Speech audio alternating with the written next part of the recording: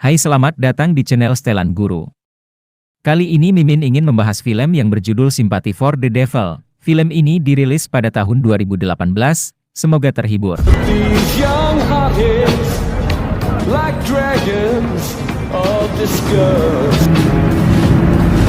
Kisah dimulai pada seorang suami sekaligus ayah yang bernama David. Dia terlihat sedang mengantarkan putranya ke rumah kakak iparnya untuk dititipkan di sana. Sementara David sendiri akan pergi ke rumah sakit menemani istrinya yang sebentar lagi akan melahirkan.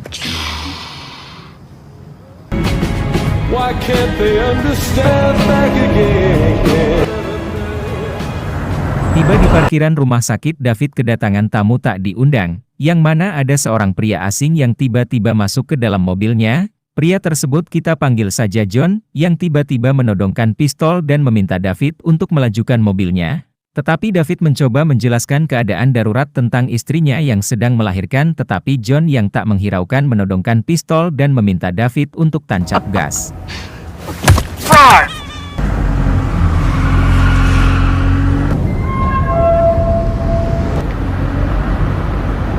John mengambil dompet milik David untuk melihat kartu identitasnya sehingga David tidak kabur begitu saja karena John mengancam akan mendatangi rumahnya membunuh anak dan istrinya jika dia berani macam-macam. John belum juga mengatakan akan pergi kemana dan mau ngapain. David yang hanya seorang bapak-bapak biasa yang lemah pun hanya bisa mau-mau saja dengan sebuah perintah yang diberikan oleh si John.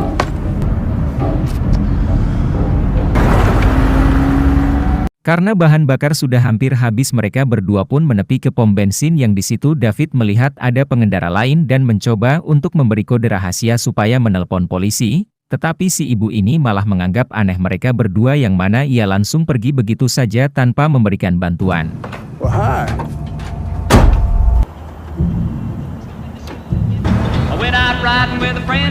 Beberapa menit melanjutkan perjalanan, John akhirnya mengungkapkan lokasi yang mana akan menjadi tujuan mereka. Yang perjalanan ini tidak akan memakan waktu sampai 1 jam. John juga menceritakan tentang ibunya yang sedang sakit kanker yang karena mencoba untuk bersimpati, David menyelah si John yang membuatnya agak sedikit kesal.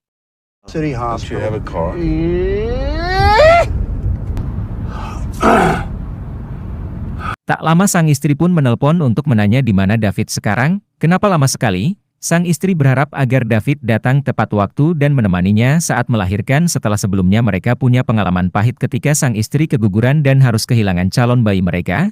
Mendengar hal itu si John sama sekali tidak simpati atau sedikit pun kasihan atau peduli terhadap David dan tetap memintanya untuk berkendara.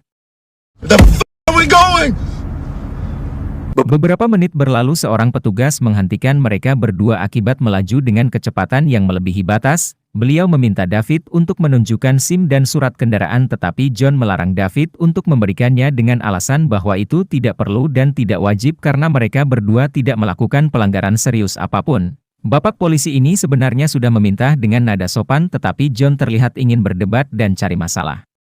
Ketika bapak polisi mengeluarkan pistolnya dan meminta mereka berdua untuk turun dari mobil, tiba-tiba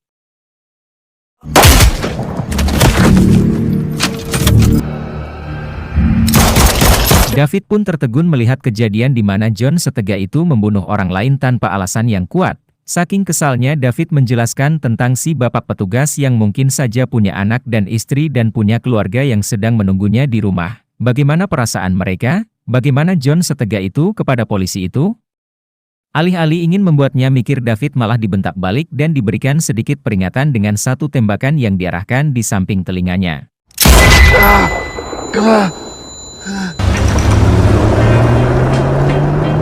Pada akhirnya David tetap saja harus menjadi sopir untuk si John yang tidak jelas ini. Tiba-tiba dia hendak terpikir untuk menabrakkan mobilnya, namun John nampaknya memiliki intuisi yang sangat tinggi ketika dia bisa menebak apa yang David pikirkan sehingga John segera melepaskan sabuk pengamannya supaya David tidak melakukannya. Namun disitulah David memiliki ide lain, yaitu lompat dari mobil dan membiarkan si John mengalami kecelakaan.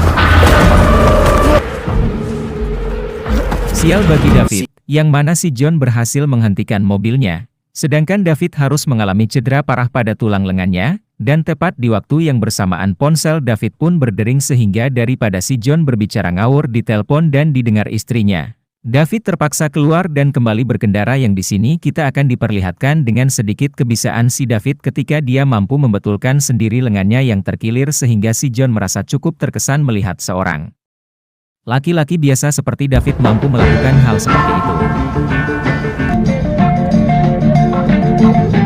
Tak lama si John meminta David untuk menepi di sebuah warung makan, yang ketika mereka sudah berada di dalam, langsung dilihat oleh pelayan dan satu pelanggan wanita gara-gara melihat tampang mereka yang agak kacau dan sedikit babak belur.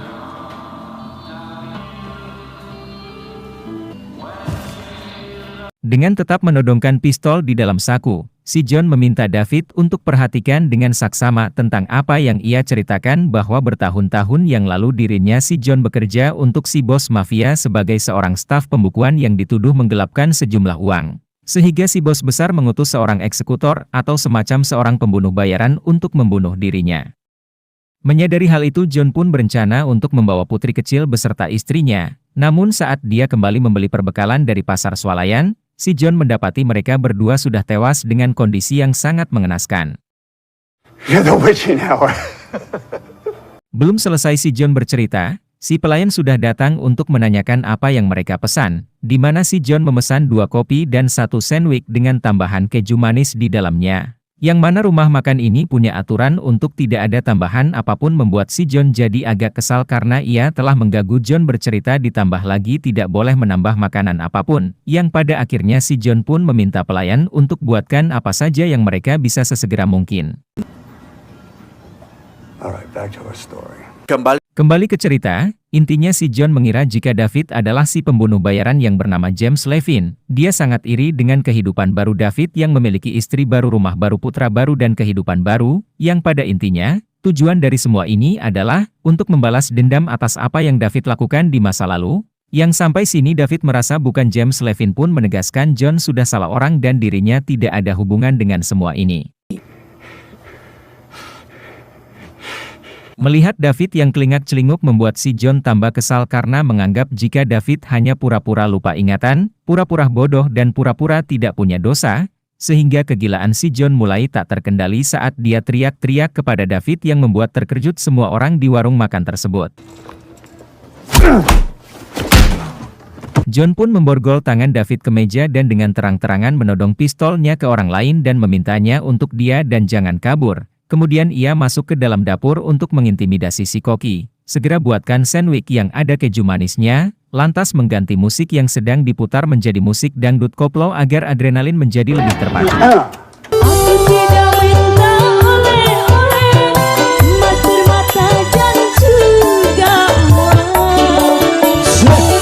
Tapi aku harap engkau pulang, bisa membawa Untuk kedua kalinya John meminta David untuk mengakui kesalahannya, mengakui bahwa dialah John Levin, mengakui bahwa dialah yang sudah membunuh putri kecil John yang karena David merasa bukan apa seperti dituduhkan, dia pun menanduk si John dan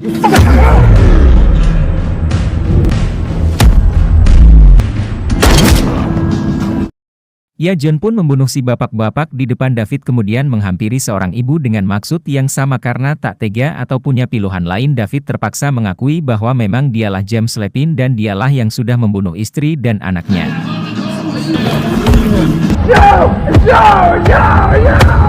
Puas menghajar David, John pun langsung mengejar koki dan berhasil menembaknya. Kemudian pergi ke toilet untuk mencari pelayan wanita yang sedang menangis ketakutan, di mana kita akan diperlihatkan dengan momen saat si John tidak jadi membunuhnya. Itulah bukti bahwa dia masih punya hati nurani, bukti bahwa si John ini bukan sosok psikopat, bukti bahwa semua kegilaan yang ia lakukan akibat kematian istri dan anak-anaknya.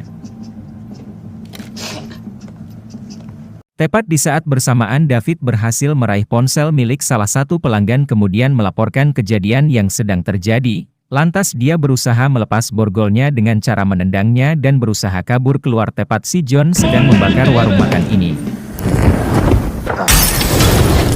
Berlokasi di parkiran, John dan David bermain kucing-kucingan seperti layaknya Tom and Jerry, di mana John mengancam David untuk keluar dengan mengatakan bahwa dia sudah tahu rumah sakit mana dan kamar berapa istrinya dirawat, sehingga David tidak memiliki pilihan lain selain keluar.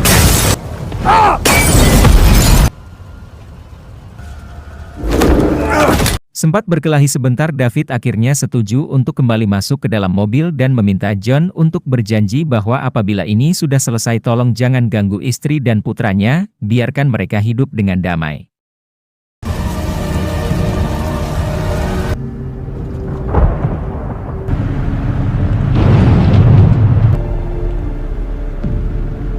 Mereka berdua kembali melanjutkan perjalanan dengan melalui jalanan yang sepi penduduk. Untuk terakhir kalinya sebelum David dibunuh, David diminta untuk mengakui sebagai James Lepine. Dialah yang sudah membunuh anak dan istrinya sehingga John bisa merasa lega telah membalas dendam kematian atas keluarganya, tetapi tiba-tiba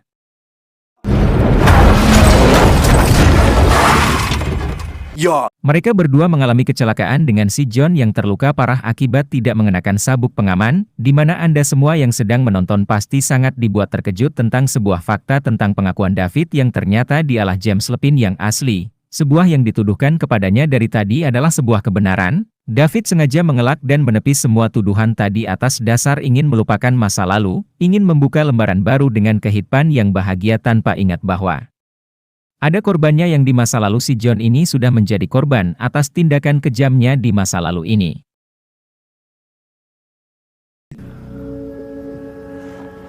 Kita sempat berpikir sejenak kepada si John yang merupakan penjahat kejam, ternyata ia hanya ingin mendapatkan keadilan yang tak bisa ia dapatkan dari pihak berwajib.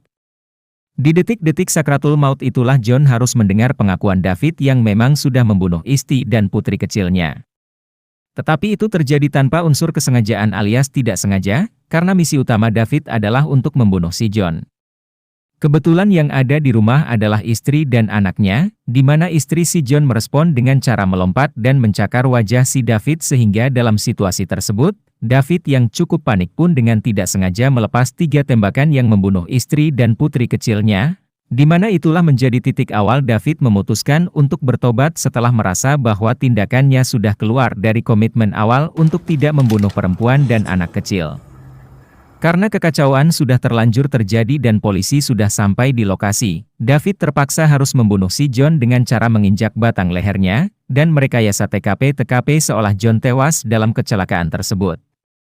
Dan pada akhirnya David tetap menang merdeka dan mulai menjalankan kehidupan barunya bersama dengan istri dan anak barunya. Tamat. Ending yang sangat membabi butakan suasana.